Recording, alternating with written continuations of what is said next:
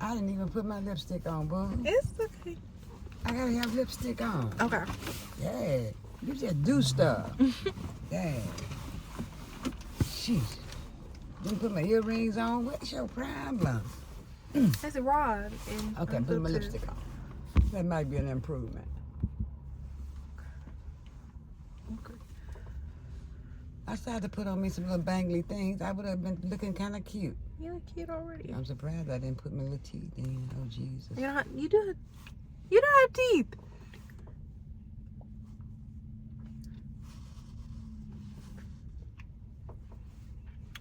Okay. Okay, that's better. All right. I could have put some blush on my little face. Man, I tell you, you just do stuff. That folks big then gonna be photogenic. Okay, so today, What we gonna talk about? Well, Today. we don't want to talk about the birds and the bees, so we can just talk about how long this train gonna take. This is forever, it seems like. But at least it's moving. It's moving kind of fast, so maybe it's speeding up. This is a long train. How about this? What advice would you give to 25-year-olds today? What advice would I give to a 25-year-old on a serious note? Or just in general? Oh. Girl or boy? Boy, girl, man or let's woman? speak for women and 25-year-old women. Oh, 25-year-old women, right. First of all, you would have to tell me, they would have to tell me where they are. In life. They're 25 years old. They graduated school or they're about to graduate school. They're single. What is he talking about? Are they over there? They're single. All out of order? They get crazy when it comes to this train. They all out of order. You the one out of order. They're single. They live in the South. Or like they live in the South or they're trying to just they're at a crossroads. They're grown, but they're still, trying to start their life. Like, and 25, in general, 25-year-olds, you're still trying to, it don't matter how successful you feel like you are, you're still trying to, build. You're still trying to build at 25, I feel like. Okay. Next question. What is your finances? What do your finances include that you have? Are you working, paying your own rent? Just in general, like 25. If you saw a 25-year-old woman, because in real life you give advice to whatever their position is. If you saw a 25-year-old woman, what would you do if you was 25 years old? Like differently. Let's say that. When I was 25. Yeah. Me seriously. Speaking on that, I wouldn't have gotten married at 25. Even though I had one child, but I knew then I wasn't having any more because I knew that would be a total handicap.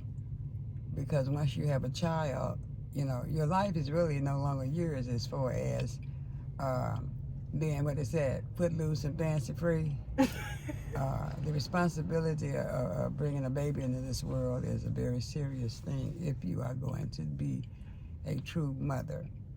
Now that I do know at this point in my life. So I would not have got married at 25. And I think it has a lot to do with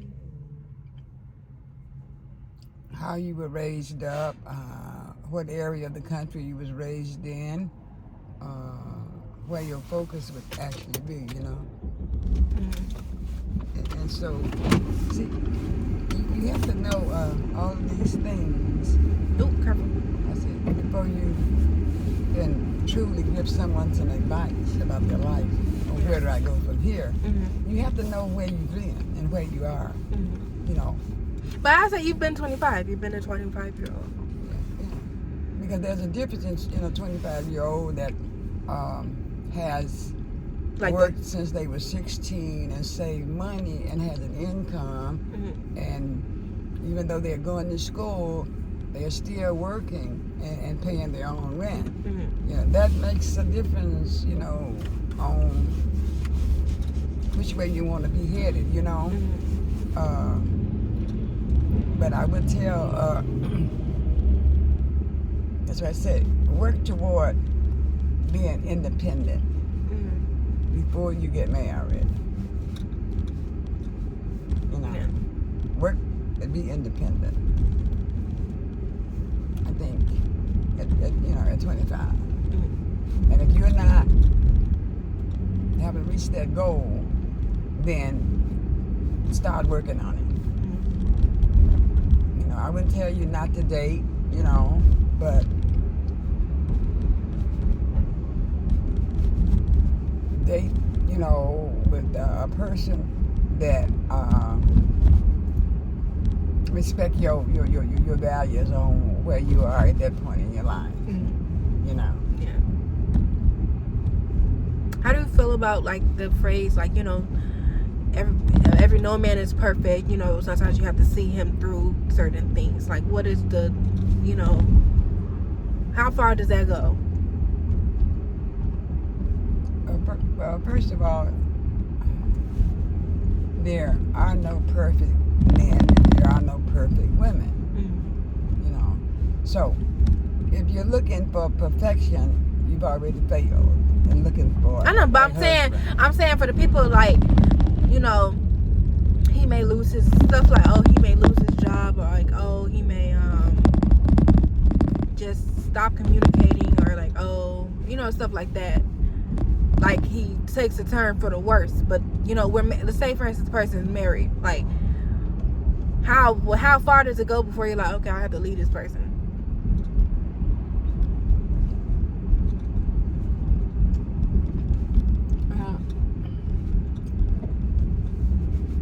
That's kind of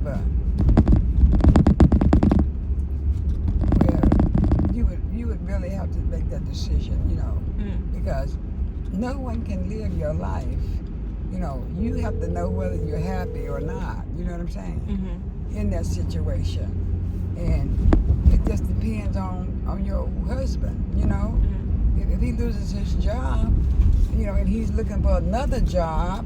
You know, he's doing unemployment, and you have a job, and your income will help you all still maintain, you know, your housing and your food and clothes and all of that. Then you know, hang in there. But now if he loses his job, and you don't see him getting up every day looking for another job, or he's just watching movies, Netflix all day, and you know, he might put in an application on the computer, you know, once every 3 or 4 days, you know, then those are triggers. That's something to you know, yeah.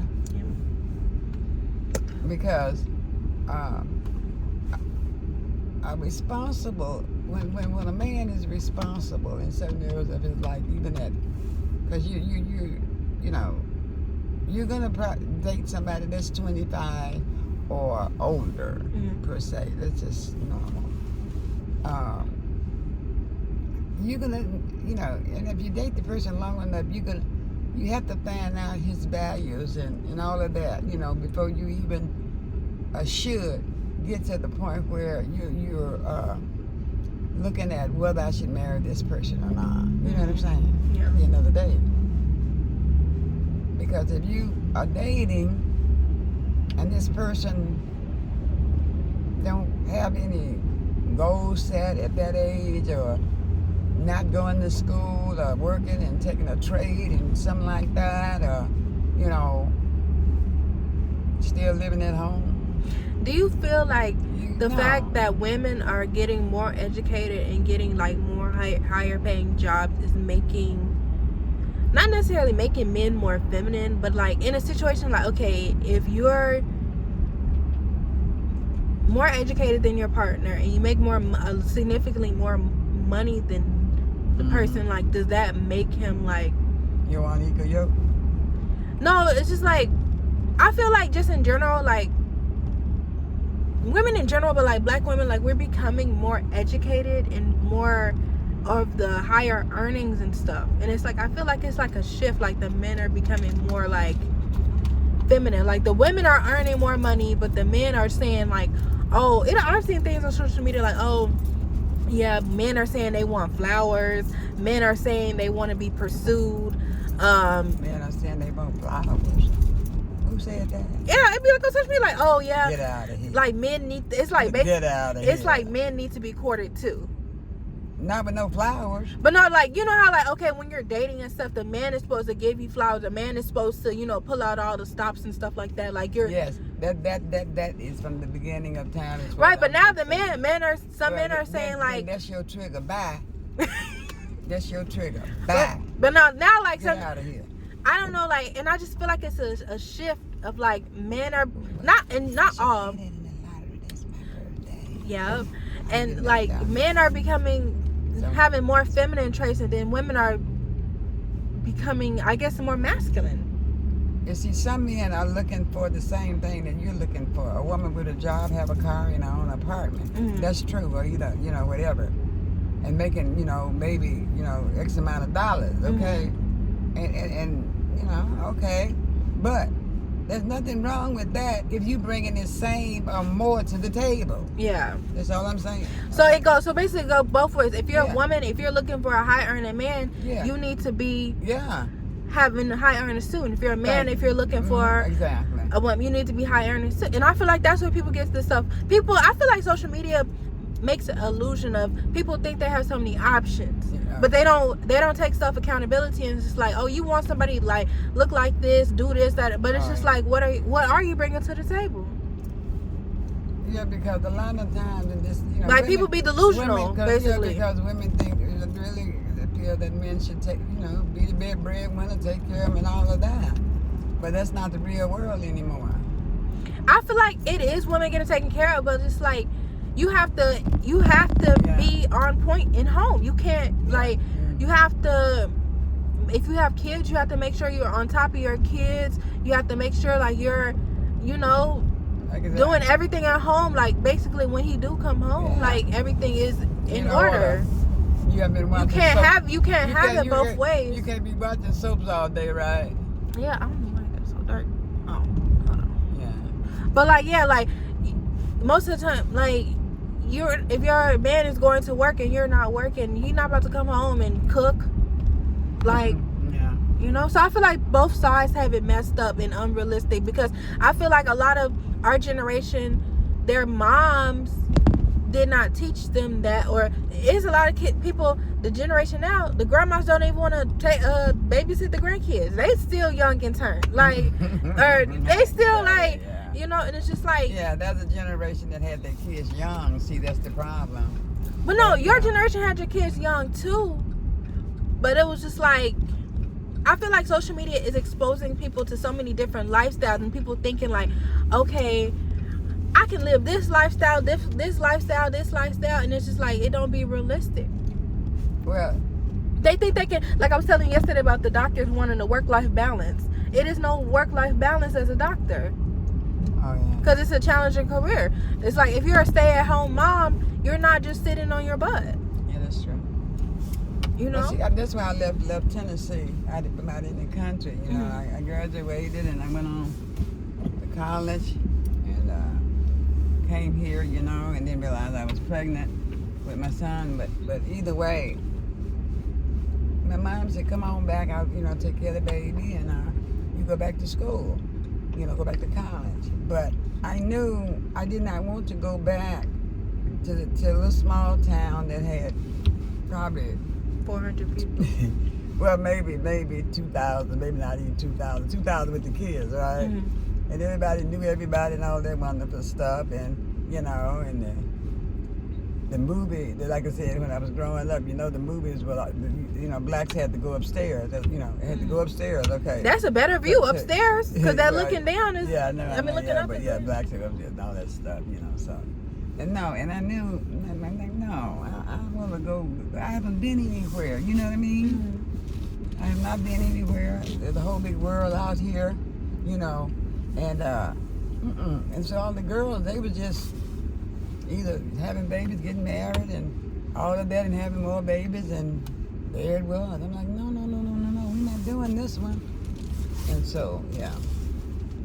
And so you have to have your own plans and your own dreams and all of that. And you just don't let anybody take it away from you. But that's what happens, So look at it like this: 2 broke people gonna starve. Okay, you know what I mean? Hello. And I'm just keeping it real, because I've worked all of my life, you know what I'm saying? When I met my husband up here, I was working, I had a job. I've always had a job. So, no. Well, guys, it makes a difference. And it makes a difference when you have your own money, because you feel like self-worth, you know what I'm saying? Because it's just like you're a child, you're asking, you get an allowance basically from your husband. You know what I mean? Pick up my car. I'm trying to tell you, girl. So that's why I say that. You have, at 24, 25, you have